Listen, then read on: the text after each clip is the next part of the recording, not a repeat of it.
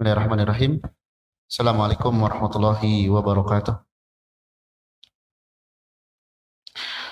Alhamdulillahirabbil alamin.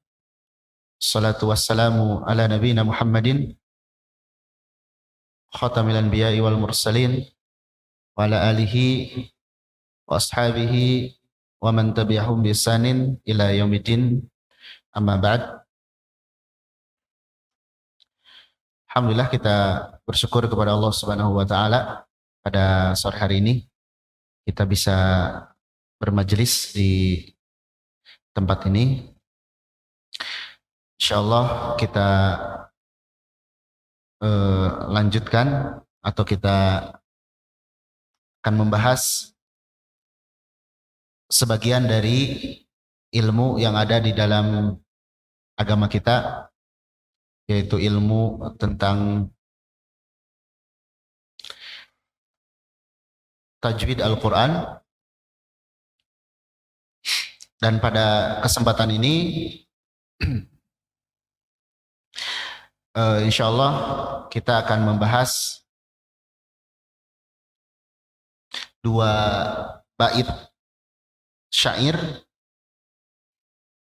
yang dibawakan oleh Syekh Ibrahim As-Samanudi rahimahullahu ta'ala.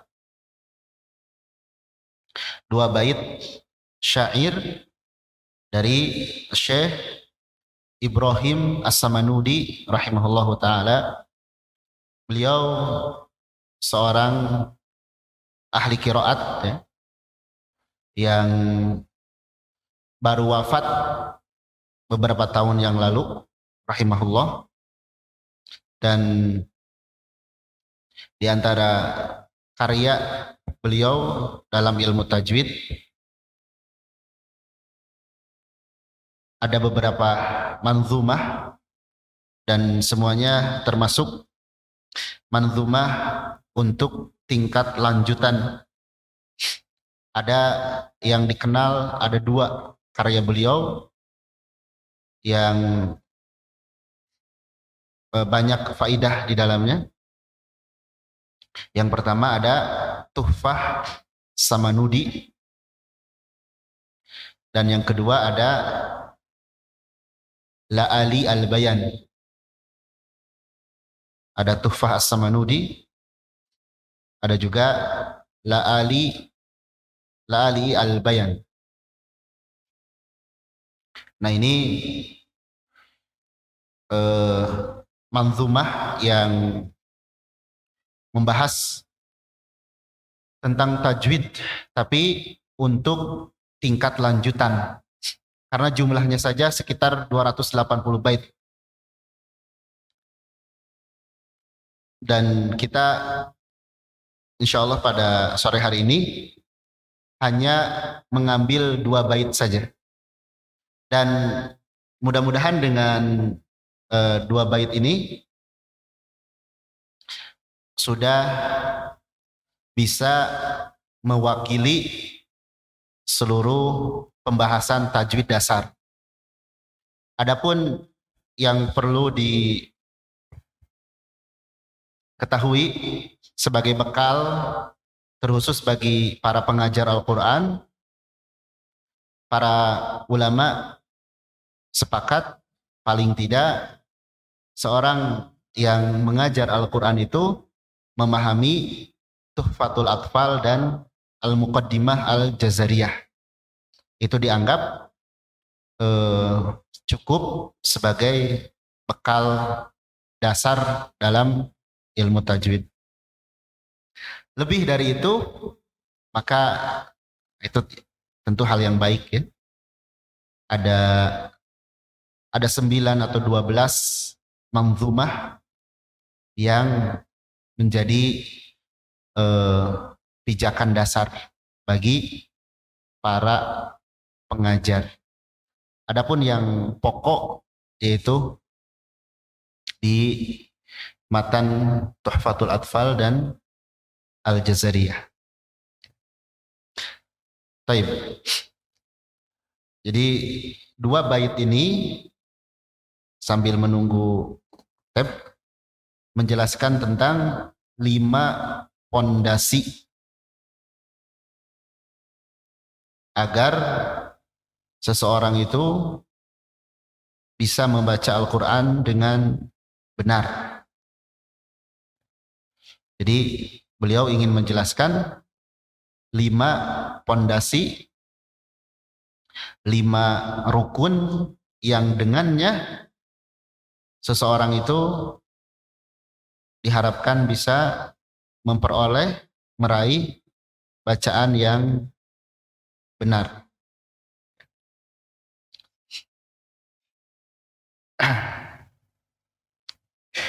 Dan ini tercantum atau dimuat di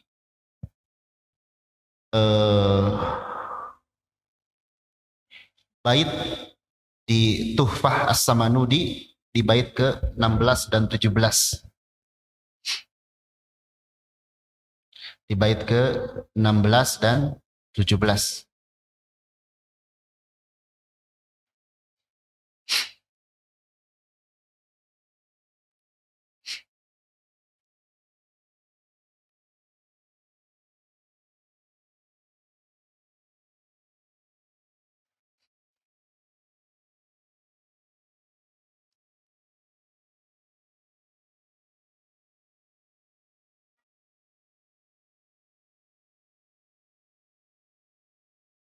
Jadi insya Allah dengan kita mengenal pondasi ini, kita bisa lebih terarah, terkhusus dalam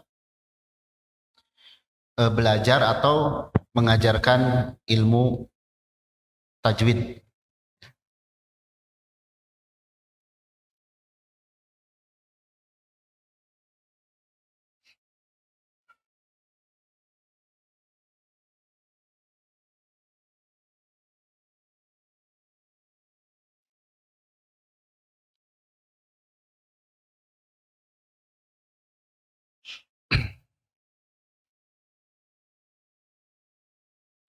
Kalau yang tadi masih ada. Ya.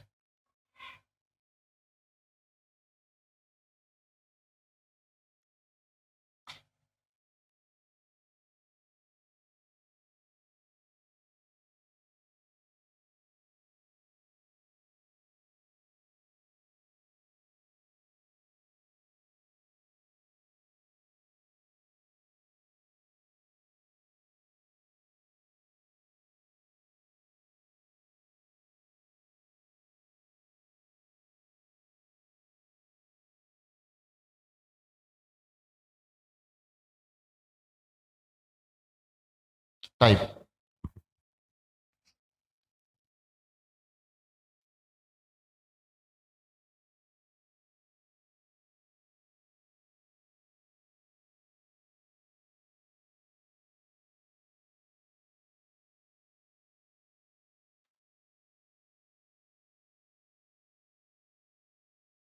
Di sini dikatakan oleh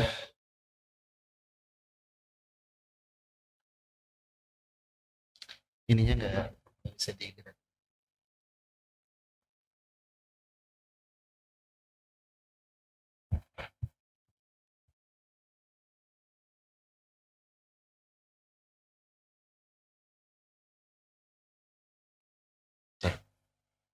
Ya, siap. Baik. Di sini dikatakan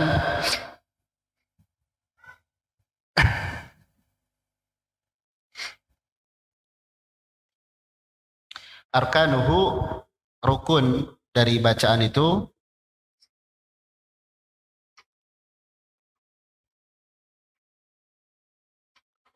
yang pertama ma'rifatul makharij, mengetahui makharijul huruf.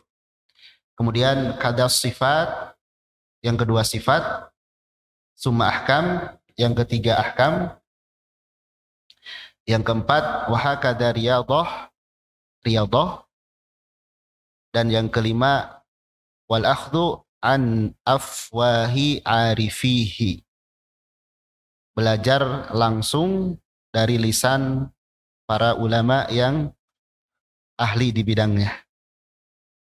Ya. Jadi ada 5 pondasinya.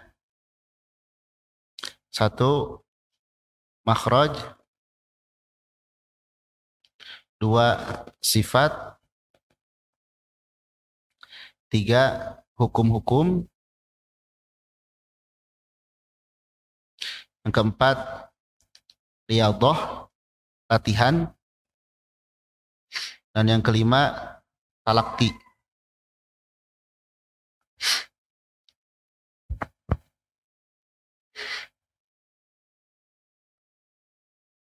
Baik. Makhraj, sifat, hukum-hukum, riyadhah dan talaqi.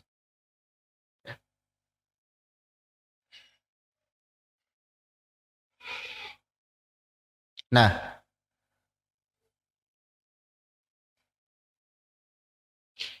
perkara ini yang 3 ini bisa otodidak. Tapi kalau ini harus musyafahah.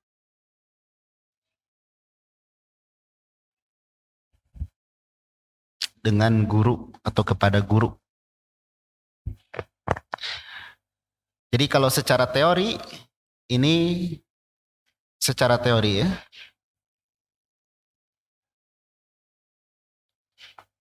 Secara teori 3 poin ini kita belajar makhraj, sifat, juga hukum-hukum itu bisa dengan otodidak, dengan membaca buku-buku yang sudah ditulis oleh para ulama atau para ustadz kita.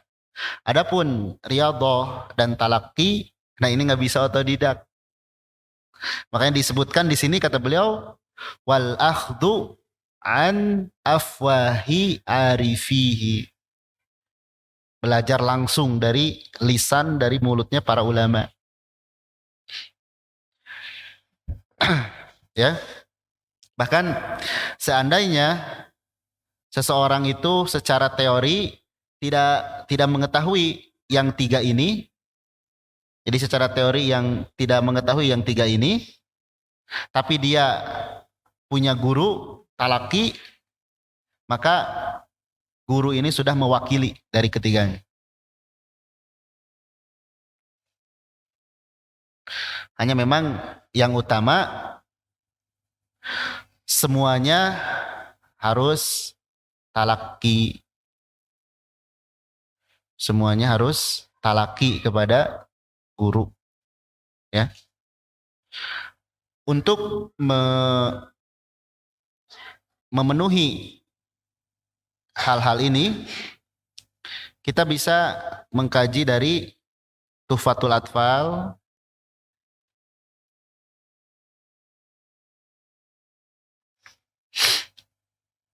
bisa dari juga Al-Jazariyah,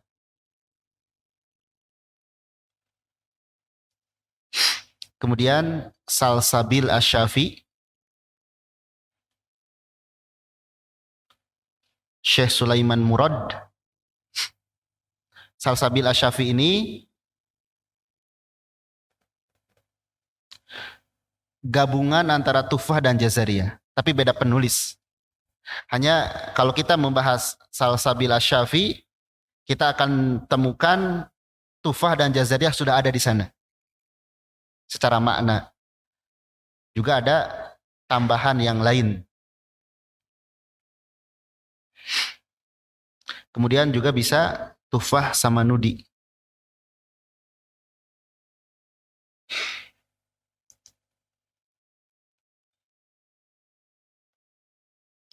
Tuhfah sama Nudi.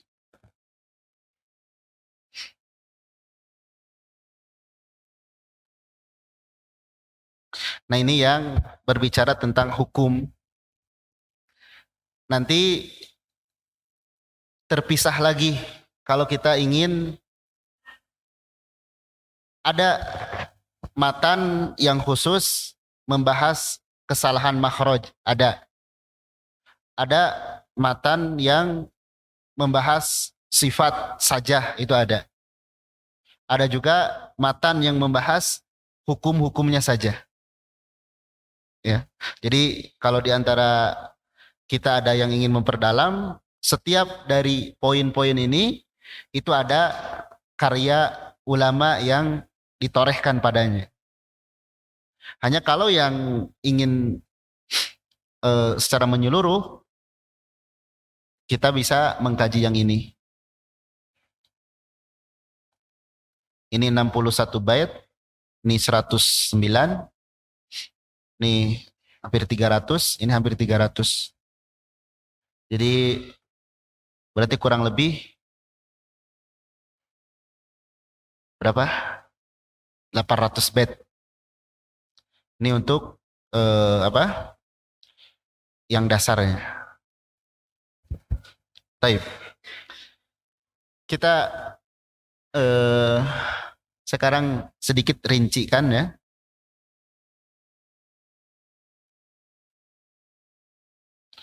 Pertama, mengetahui makharijul huruf. Ini sepintas saja. Para ulama ada 3 madhab. Dan ini tentu ijtihad para ulama ya. Pertama ada yang menyebutkan 17, ada 16, ada 14. 17 ini madhabnya pendahulunya Khalil bin Ahmad Al-Farahidi. Khalil bin Ahmad Al-Farahidi yang kemudian diikuti oleh Al-Imam Ibnul Jazari. Kemudian yang 16 ini madhabnya siapa? Sibawai. Dan ini madhabnya Qutrub.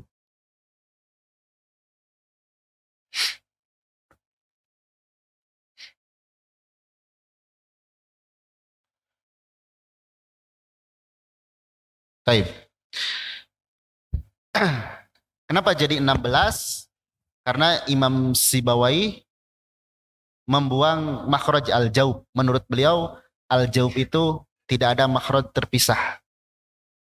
Al-jaub itu artinya rongga yang menjadi tempat keluar huruf mad. Kata Sibawai itu tidak ada. Kemudian yang 14 membuang al-jauf, berarti tinggal 16 ya. Kemudian menggabungkan 3 makhraj menjadi 1. Asalnya huruf nun, lam, dan ro itu terpisah, kemudian digabungkan. Kalau terpisah 3, terus digabungkan jadi 1. Yang hilang berarti 2. Sehingga jadilah 14. Nah, inti dari mengetahui makhraj agar kita tahu asal munculnya suatu huruf. Jadi faidahnya mengetahui makhraj itu ini. Kita tahu asal suatu huruf. Karena yang namanya suara itu kan bunyi itu beda-beda. Dan di antara makhluk Allah Subhanahu wa taala yang paling lengkap bunyi itu manusia. Kalau kita lihat atau kita dengar ayam setiap pagi bunyinya gitu aja terus. Coba, ada gak variasi dari bunyi ayam? Gak ada ya. Tapi kalau manusia bisa membunyikan banyak hal. Nah, itu dengan mengetahui makhraj. Kemudian cara mengecek makhraj itu gimana?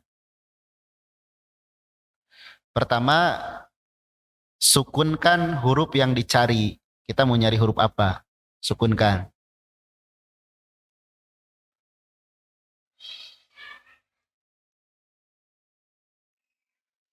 Misalkan huruf ba disukunkan, kemudian simpan huruf yang berharokat sebelumnya ini. Terus ucapkan ab. Ketika suara bertumpu kemana, nah di sanalah makhrajnya. Ab. Dan ternyata suara bertumpu dari 2 bibir. Maka para ulama menentukan atau menyebutkan ba itu dari kedua bibir. Begitu seterusnya. Baik. Jadi ini tentang makharijul huruf. Dan perlu diketahui juga dalam pembahasan makhraj dan sifat, hindari takalluf. Ya. Karena apa? Sebelumnya sudah kita jelaskan, asal muasal dari bacaan Al-Quran itu adalah periwayatan. Maksudnya apa? Ketika seorang guru mencontohkan, misalnya Dod, guru mencontohkan Do, misal. Terus kita ikuti contoh guru tersebut Do dan sama bunyinya. Baik. Nah itu secara asal sudah sah seperti itu bacaan. Terus kemudian setelah kita bisa mencontohkan huruf Dod dari hasil pendengaran dari guru, terus kita belajar makhraj. Oh, Dod itu dari sisi lidah yang mengenai gigi geraham. Ternyata setelah belajar teori malah bingung gitu. Malah di mulut kita tuh belepotan. Nah, jangan seperti itu. Dan para ulama sepakat teori tajwid, ya. Nah ini yang 3 ini, kenapa secara teori bisa otodidak? Karena 3 poin ini secara teori adalah sekedar pembantu. Intinya dari contoh guru. Kalau seorang guru mencontohkan dan muridnya susah untuk mengikuti, baru dibantu dengan teori. Itu fungsi teori. Sehingga dalam menjelaskan makhraj dan sifat, yang terbaik sebelum dijelaskan secara teori dipraktikan dulu oleh gurunya. Misalnya seorang guru mencontohkan huruf zal. Ya, seorang guru mencontohkan huruf zal, misalnya dia mengucapkan wa idh qala idh. Kemudian muridnya nggak bisa, terus tertukar dengan dal. Baru kita jelaskan huruf zal yang dimaksud dari ujung lidah dengan gigi atas. Itu kan sedang menjelaskan teori. Jadi teori itu berfungsi sebagai pembantu. Makanya ada sebagian saudara kita yang belajar tajwid terlalu dalam dari sisi teori, praktiknya kurang, bingung. Nanti kalau kita baca di matan-matan ini yang ada, khilaf para ulama di dalamnya luas sekali. Bahkan ada khusus buku sekitar 44 halaman berbahasa Arab, hanya menjelaskan khilaf di antara para ulama tentang tata cara pengucapan iqlab. Nah, kalau kita hanya teori saja, itu jadi bingung tuh. Oh ini benar, ini benar. Terus mana yang kita pilih? Maka ini kita dengan talaki. Nah ini talaki ini mengobati semuanya. Dengan catatan tadi an afwahi arifihi, yang ngerti, yang paham. Tidak semua orang punya riwayah dari talaki. Ya. Taib. Jadi pembahasan makhraj, sifat dan hukum-hukum yang lain ini harus dibarengi talaki.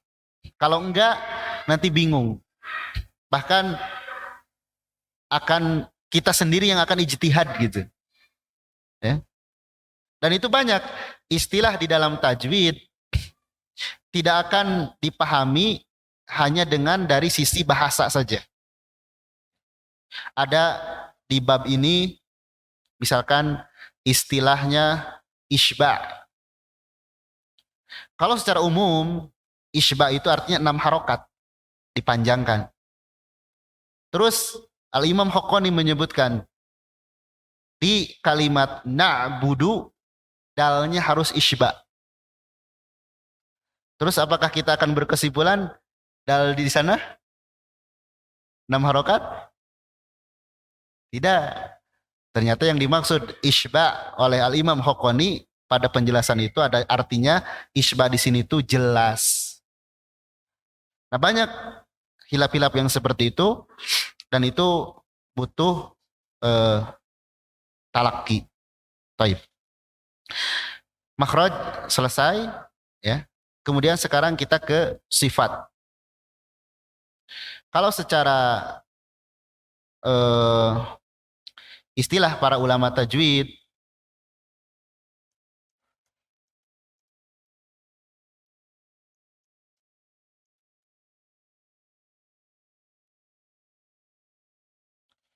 yang dimaksud dengan sifat itu adalah kaifiyah, tata cara pengucapan huruf. Kaifiyah. Jadi kalau makhraj, faidahnya kita tahu dari mana huruf itu berasal, itu makhraj bahasannya. Adapun sifat, tata cara keluarnya. Tata cara keluarnya itu apakah dengan hembusan angin, apakah dengan suara harus menggema, itu sifat. Ya. Kemudian di sini ada faidah mempelajari sifat huruf. Kenapa kita harus sifat itu harus dipelajari? Di sini kita tidak akan merinci ya, kita gambaran umumnya saja. Yang pertama ini membedakan huruf yang makhrajnya sama. Jadi nanti kalau kita belajar makharijul huruf, ada ibaratnya satu rumah keluar 3 huruf. Ada satu makhraj, tapi di dalam makhraj itu ada beberapa huruf. Nah, bunyinya kadang berdekatan. Gimana cara membedakannya? Dibedakan dengan sifat. Sebagaimana perkataan Al-Imam Ibnul Jazari, jika sebuah huruf ya berserikat di dalam makhraj, maka bedakan dengan sifat. Bedakan dengan sifat. Contoh ini. Zal dan dho. Secara makhraj dia tuh sama tempat keluarnya. Zal dan dho. Tapi nggak boleh kita mengucapkannya sama. Misalnya kita membaca isti'adzah a'udzu, itu dho, ya. Gimana supaya zal dan dho ini beda? Bedakan dengan sifat. Sifat yang mana yang paling menonjol darinya? Dan yang paling menonjol di sini misalnya zal itu tipis, dho itu tebal. Nanti ada di bab sifat insya Allah. Kemudian yang kedua, mempelajari sifat huruf itu memperbagus pengucapan.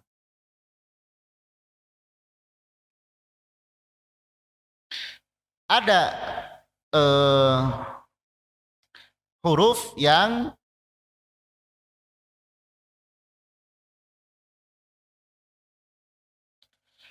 kalau sifatnya keliru, maka dia berubah menjadi huruf yang lain.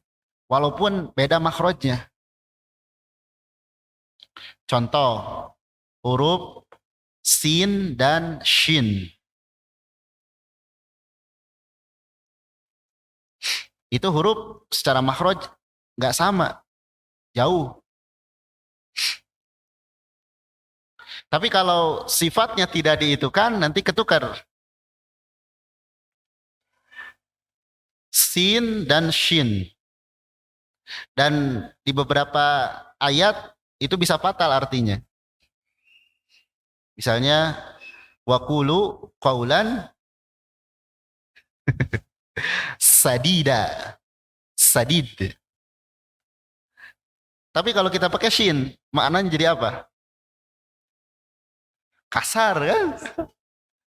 Nah itu makanya ada yang bertanya, kalau salah makhraj itu merubah arti pasti. Kalau salah sifat gimana? Tergantung hurufnya. Ada yang jadi fatal. Taib. Jadi memperbagus pengucapan huruf. Yang ketiga, mengetahui karakter huruf kuat dan huruf lemah. Mengetahui karakter huruf kuat, dan huruf lemah.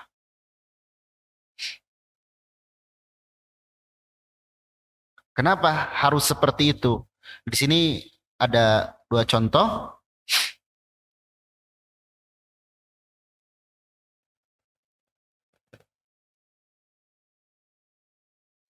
Ta menghadapi to, kemudian dibalik.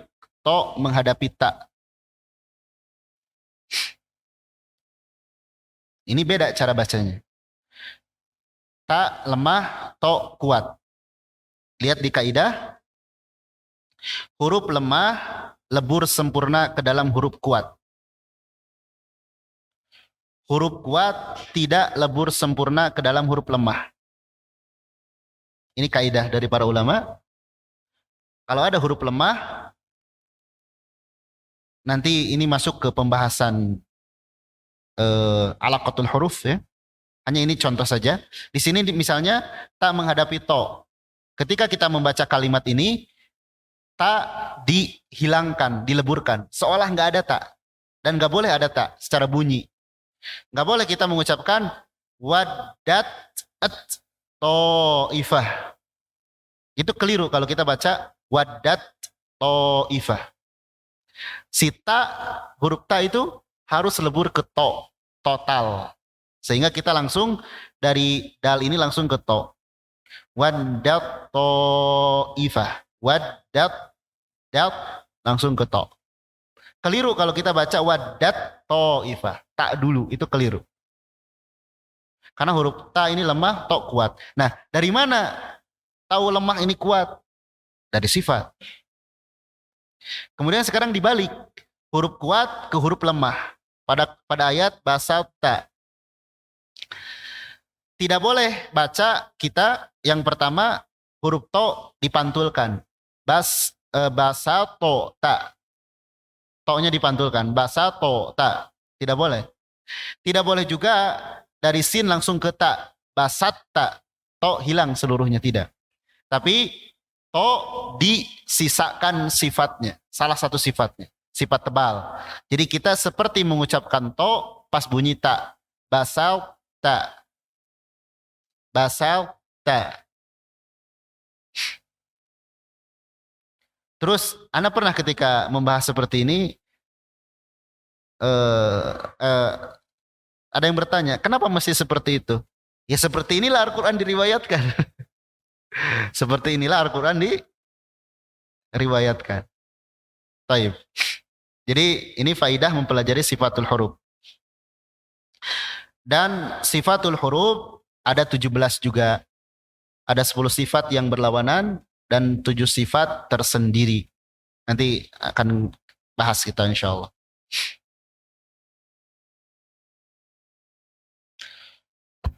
Nanti kita kalau sudah membahas sifat, selain atau sebelum kita mempraktikkan setiap huruf dengan memenuhi sifatnya, minimal kita harus tahu dulu huruf itu sifatnya apa saja. Misalnya huruf ba, apa saja sifatnya, ya. Dan huruf yang lain kita bisa sebut satu-satu. Taib. Ini sifatul huruf. Yang ketiga, ini dari yang ketiga ya, sini. Di antara pondasi itu mengetahui hukum-hukum tajwid.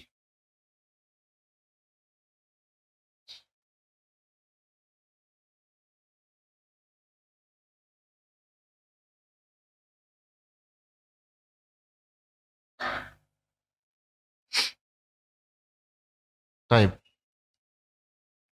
Nah ini hukum-hukum tajwid ini cukup panjang. Ada gunnah, ada mad, ada hubungan antar huruf, ada tabkhim tarkik, ada pembahasan waqaf, juga ada pembahasan hamzah wasal. Gunnah nanti kita akan temukan di bab nun dan mim bertasydid, ada di bab nun dan nun sukun dan tanwin, ada di bab mim sukun. Kemudian mad kita kenali pembagiannya apa saja. ada tabi'i, ada far'i, kemudian hukumnya apa saja, baru penamaan dan kadar panjang. Mad itu kalau kita lihat dari Matan Tuhfa dan Al-Jazariyah itu simple. Hanya belakangan muncul banyak istilah baru. Hanya kalau kita ukur nanti muaranya ke sana lagi, ke sana lagi. Ya. Di Tuhfah atau di Jazariyah kita nggak akan menemukan istilah mad iwab, nggak akan ditemukan mad tamkin, mad silah, itu nggak akan ditemukan. Tapi ada hukum yang beliau sebutkan dan secara praktik sama.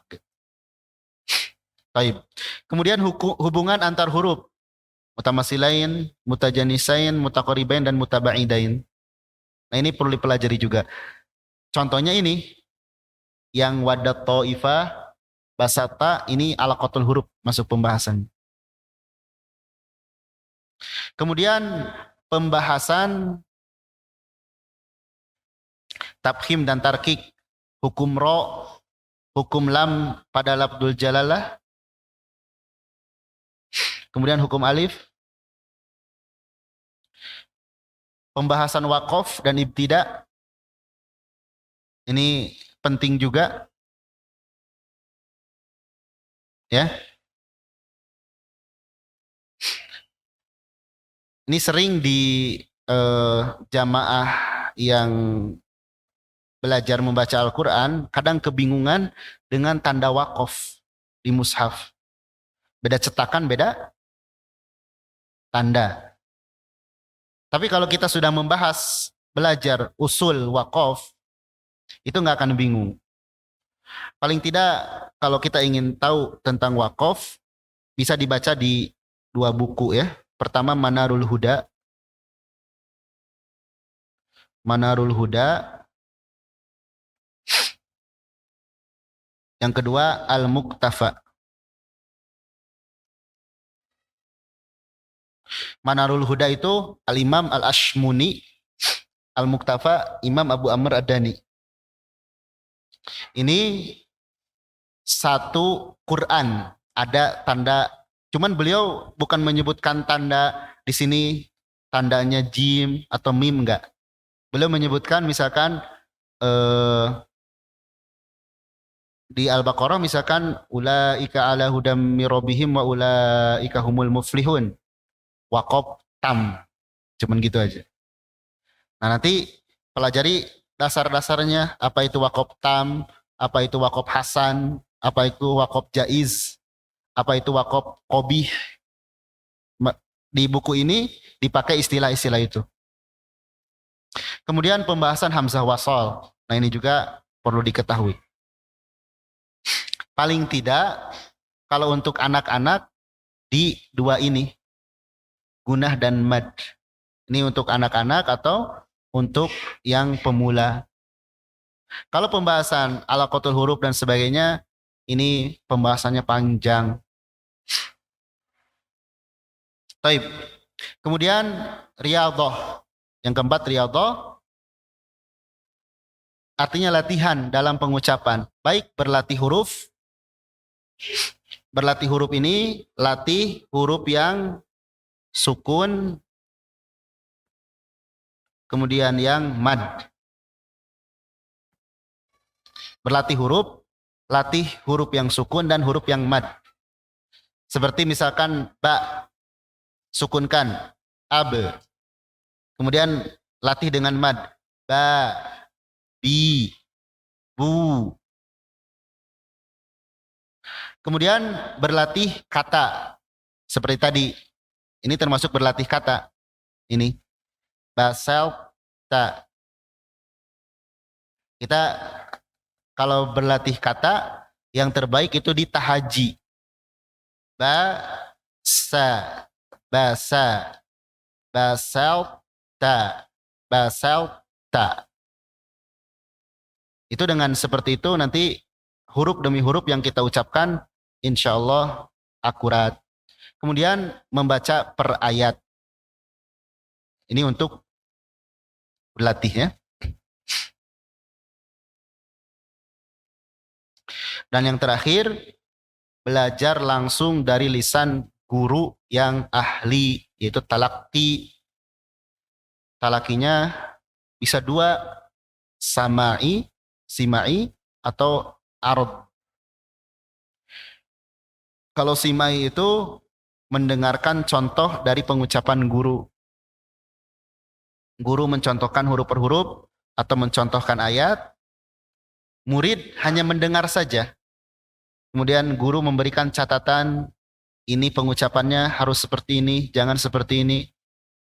Itu samai. Dan ini cocok untuk kalangan masyarakat umum atau pemula. Biasanya di masyarakat umum itu nggak bisa kalau langsung dites gitu. Di tes satu-satu tuh, insya Allah pertemuan kedua nggak ada yang gaji lagi gitu. Kabur. Jadi kita contohkan dulu aja bacaan yang benar. Baru arab, menyetorkan, dites oleh guru dan dikoreksi tentunya.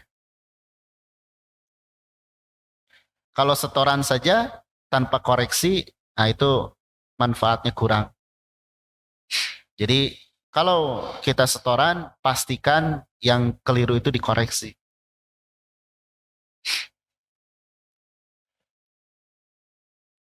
Taib, inilah 5 pondasi agar kita mendapatkan bacaan yang benar. Kuncinya setelahnya taufik dari Allah Subhanahu wa taala, nomor 4 dan nomor 5. Setelah pertolongan dari Allah Subhanahu wa taala, kuncinya nomor 4 dan 5.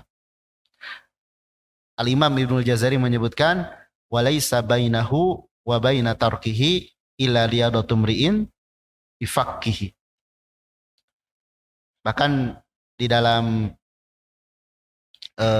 An-Nashr beliau menyebutkan, aku tidak mengetahui ada metode yang bisa menghantarkan seseorang kepada puncak kemungkinan kemahiran selain dari riyadhah, latihan dan mendengar langsung dari lisannya para ulama. Maka nanti pilihan kita. Kalau kita ya baca Al-Quran sampai batasan bisa baca saja, maka hal-hal ini nampaknya kita ya udah cukup.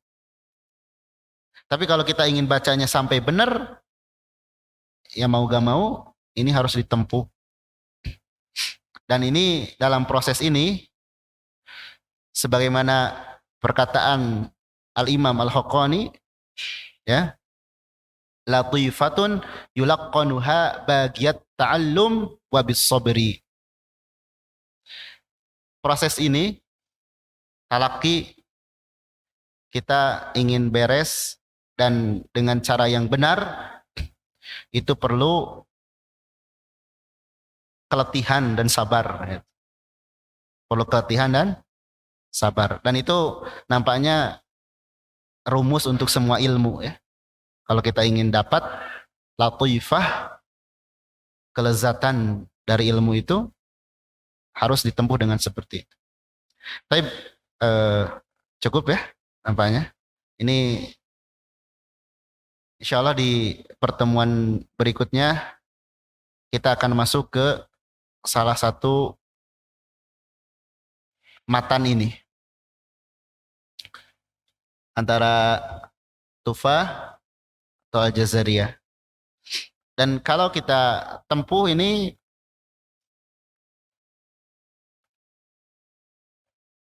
ya nanti terkait waktu entah berapa lama ya. Hanya kurang lebih ini segini. 600 bait.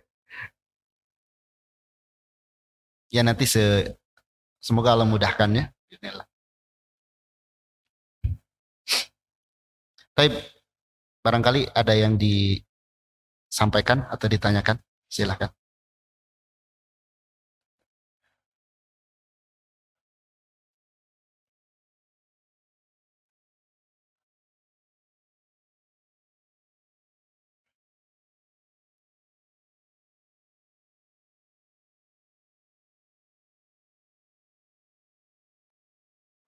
Iya,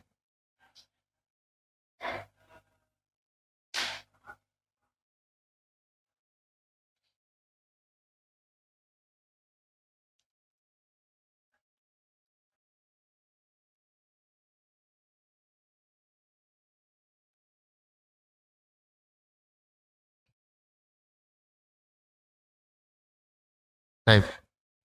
Waalaikumsalam. Eh,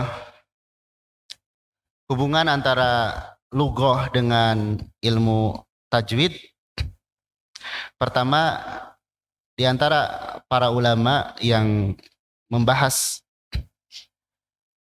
lugoh dan tajwid, tujuan mereka sama. Saunul lisan anil lahni au anil khoto inda tilawatil Quran. Tujuan dari oh, ahli bahasa dan ahli tajwid tujuannya sama. Bagaimana menjaga lisan agar tidak melakukan kesalahan ketika membaca Al-Quran. Jadi baik ulama tajwid atau ulama lughah, beliau-beliau rahimahullah berusaha menjaga keaslian Al-Quran dengan dua ilmu itu. Kalau tidak ada ilmu tajwid, orang sembarangan baca. Begitupun tidak ada ilmu lughah, sama juga salah dalam bangunan kata. Salah dalam eh, bangunan kata. Bahkan ada salah satu ulama lughah yang jadi imam, Al-Imam Al-Kisai. Itu beliau ulama lughah dan imam di dalam ilmu qiraat. Taib. Itu yang pertama. Yang kedua,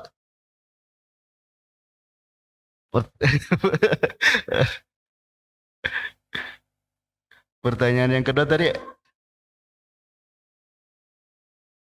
tadi ada.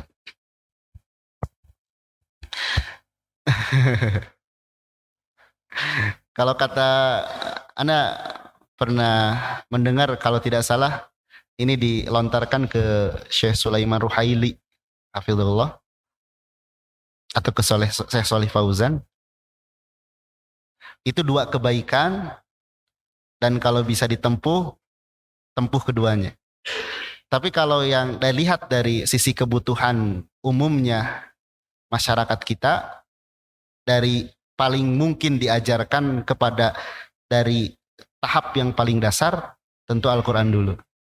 Karena kan ke anak TK langsung mengajarkan lughah, dengan langsung mengajarkan tajwid akan lebih banyak manfaatnya dengan mengajarkan tajwid. Taib. Allahu a'lam. Nah, Ustaz. Oh, ya. Ya,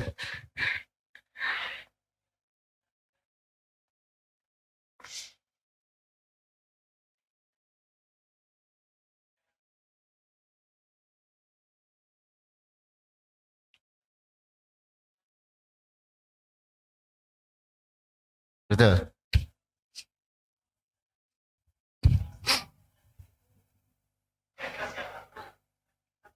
Taib.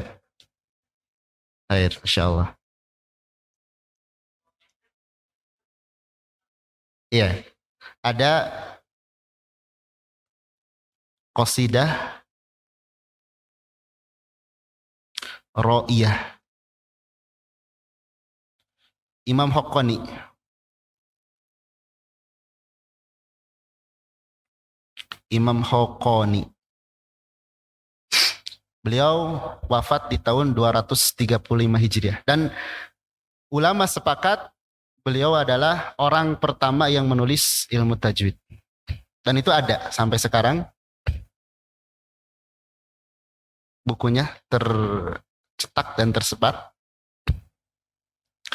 Ini di syarah yang paling lengkap untuk Qasidah Ro'iyah. Itu disyarah oleh Imam Abu Amr Ad-Dani. Imam Abu Amr Ad-Dani ulama abad keempat. Disyarah oleh beliau. Qasidah Ro'iyah ini hanya 51 bait. Tapi disyarah oleh Imam Abu Amr Ad-Dani menjadi 1.200 halaman. Syarahnya ini Imam Haqqani. Adapun isinya ini beliau hanya ijmal aja, mujmal. Seperti berbicara tentang makhraj. Beliau hanya bilang mayyiz. Bedakan setiap huruf. Ya. Kemudian sakin, jelaskan pengucapan sukun. Harrik, jelaskan pengucapan harokat. Hanya sebatas umum. Tapi yang diantara yang menarik dari Qasidah Ro'iyah ini, di sana diajarkan adab. Diajarkan adab. Dan Imam Haqqani secara madhab qiraah, beliau madhabnya Imam Al-Kisai. Dan yang paling disepakati sistematis itu Matan Al-Jazariyah. Ini abad ke-7, Tuhfah abad ke-12, Salsabil Syafi abad ke-14, Tuhfah Samanudi pun abad ke-14. Kalau kita lihat, tidaklah setiap abad itu ada karyanya. Abad kedua tadi Imam Haqqani. Kemudian abad keempat Abu Amr Ad-Dani. Abad kelima Imam Syatibi. Bukan Syatibi yang i'tisom ya. Imam Syatibi ahli qiraat. Abad ke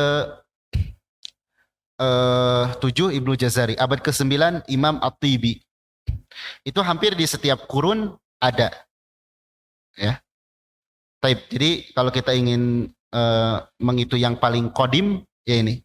Dan ada juga seorang ulama fikih mazhab Hambali nulis buku tajwid. Mungkin di sini tidak asing namanya, Syekh Balban. Yang nulis fikih, ayo. Itu nulis buku tajwid Bughyatul Mustafid. Dan beliau diantara yang menjadi ciri khas senang yang ringkas-ringkas. Termasuk dalam ilmu tajwid, kitab beliau Bughyatul Mustafid itu bentuknya nisr, uraian, tapi itu mencakup semua yang dibahas di sini ada di dalam Bughyatul Mustafid. Taib. Cukup ya. Terima kasih atas perhatiannya. Mohon maaf atas segala kurangannya. Semoga bermanfaat. Subhanakallahumma wa bihamdik. Asyhadu an la ilaha illa anta astaghfiruka wa atubu ilaik. Assalamualaikum warahmatullahi wabarakatuh.